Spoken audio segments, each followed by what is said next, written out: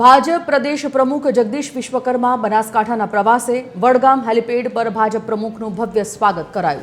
Jagdish વિશ્વકર્માએ આગેવાનોના review લીધા અને પાલનપુરમાં બાળકોને પુસ્તક અર્પણ કર્યા। પાલનપુરમાં ભાજપ પ્રમુખ જંગી સભા કરશે। જગદીશ વિશ્વકર્માની હાજરીથી કાર્યકરોમાં પણ ઉત્સાહ દેખાઈ રહ્યો છે। 404 सीटों એ બનાસકાંઠા જિલ્લાની છે, એમાંથી બિનહરીફ 28 થઈ છે। આખા રાજ્યની અંદર 10,000 સીટો પર ભારતીય જનતા પાર્ટીનું કમળ લડી રહ્યું છે। આખા રાજ્યમાં 10,000 જગ્યાએ, અને એમાંથી 700 સીટો બિનહરીફ થઈ છે। કેટલી?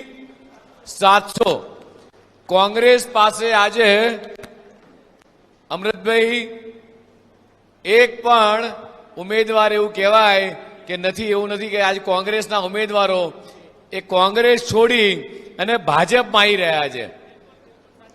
કોંગ્રેસની અંદર એ પરિસ્થિતિ થઈ છે કે કોંગ્રેસના ઉમેદવારો એ કોંગ્રેસ છોડી ભાજપમાં આવી રહ્યા છે। એ જ રીતે આખા રાજ્યની અંદર અન્ય પાર્ટીના લોકો એ ભારતીય જનતા પાર્ટીનો ખેસ પહેર। ધવલભાઈ ને કીર્તિસિંહ મને કહેતા હતા હમણાં ગાડીમાં, મને કે સાહેબ હવે લેવાનું બંધ કરી દો બધાને। કાંતિભાઈ મને આ ભાઈ ગાડીમાં કે સાહેબ હવે જરૂર ક્યાં છે ભગુભાઈ કે આપણે બધાને લેવાની?